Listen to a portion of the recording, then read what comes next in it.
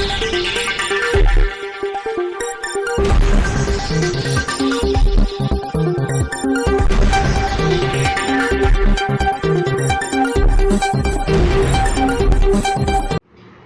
દર્શક મિત્રો, આપ જોઈ રહ્યા છો શ્રી ન્યૂઝ સમાચાર।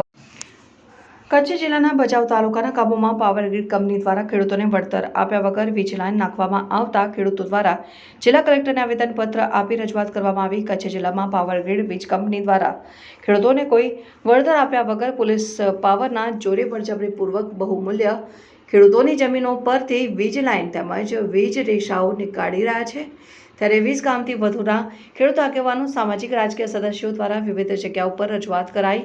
કચ્છ જિલ્લાના ભચાઉ તાલુકામાંથી મનમાની પૂર્વક પોલીસ પાવર સાથે ખેડૂતોના ઊભા જીરાના પાકોનું નિકંદન કાઢીને ટેલિગ્રામ એક્ટના નિયમોને નેવે મૂકે મનફાવે તેવા પરિપત્રો બહાલ કરીને ખેડૂતો ઉપર જુલમ કરાયું, જેમાં ભચાઉના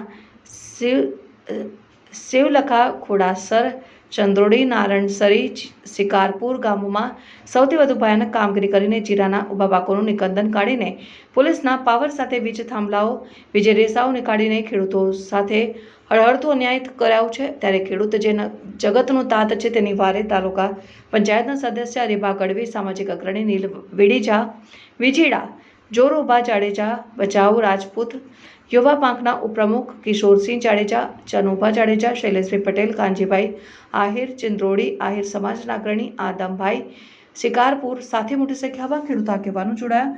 રિપોર્ટર ભરત ઠાકોર, શ્રી ન્યૂઝ સમાચાર ન્યૂઝ, કચ્છ।